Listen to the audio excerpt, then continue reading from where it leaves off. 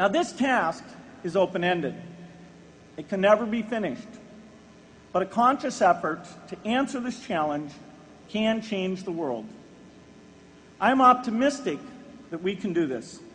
But I talk to skeptics who claim there is no hope. They say, inequity has been with us since the beginning and will be with us until the end, because people just don't care. I completely disagree. I believe we have more caring than we know what to do with. All of us here in this yard, at one time or another, have seen human tragedies that broke our heart. And yet we did nothing, not because we didn't care, but because we didn't know what to do. If we had known how to help, we would have acted. The barrier to change is not too little caring. It is too much complexity. To turn caring into action, we need to see a problem, see a solution, and see the impact. But complexity blocks all three steps. Even with the advent of the internet and 24-hour news, it is still a complex enterprise to get people to truly see the problems. When an airplane crashes, officials immediately call a press conference.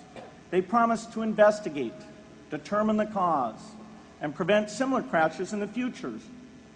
But if the officials were brutally honest, they would say, of all the people in the world who died today from preventable causes, 0.5% were on this plane. We're determined to do everything possible to solve the problem that took the lives of the 0.5%.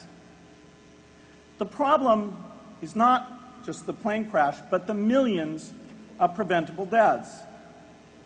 We don't read much about these deaths. The media covers what's new, and millions of people dying is nothing new. So it stays in the background, where it's easy to ignore. But even when we do see it or read about it, it's difficult to keep our eyes on the problem. It's difficult to look at suffering if the situation is so complex that we don't know how to help. And so we look away. If we can really see a problem, which is the first step, we come to the second step, cutting through the complexity to find a solution. Finding solutions is essential if we want to make the most of our caring. If we have clear and proven answers anytime an organization or individual asks, how can I help? Then we can get action, and we can make sure that none of the caring in the world is wasted. But complexity makes it hard to mark a path of action for everyone who cares, and makes it hard for their caring to matter. Cutting through complexity to find solutions runs through 4 predictable stages: determine a goal, find the highest impact approach, deliver the technology ideal for that approach, and in the meantime, use the best application of technology you already have, whether it's something sophisticated like a new drug or something simple like a bed net. The AIDS epidemic offers an example. The broad goal, of course, is to end the disease. The highest leverage approach is prevention. The ideal technology would be a vaccine that gives lifelong immunity with a single dose.